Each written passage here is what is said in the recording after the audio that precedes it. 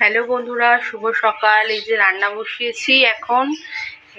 Tiffin করে নিয়ে যে এখানে আলু সেদ্ধ দিয়েছি ভাতে, আর সঙ্গে হচ্ছে মুসুর ডাল।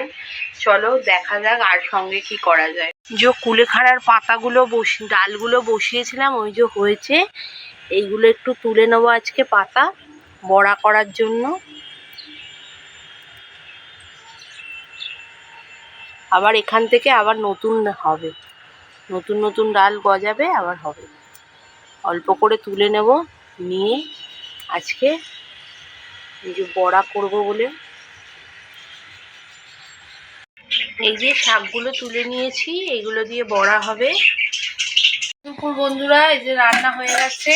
এখানে আজকে গরম ভাত, আর সঙ্গে করেছি এই যে মুসুর ডাল আম দিয়ে, আর এখানে আছে আলু মাখা।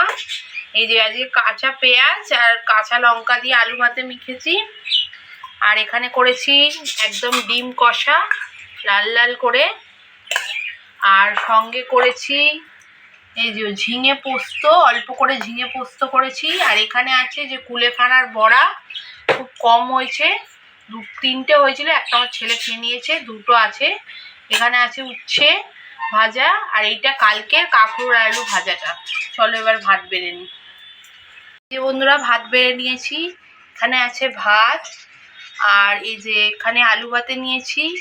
এটা হলো কুলেখাড়া শাকের বড়া, এখানে উচ্ছে ভাজা, এখানে টকের ডাল, এই যে আলু পোস্ত না, এটা ঝিঙে পোস্ত, আর এটা হলো ডিমের কারি। ভিডিও ভালো লাগলে লাইক, কমেন্ট, শেয়ার, সাবস্ক্রাইব করে পাশে থাকার অনুরোধ রইল।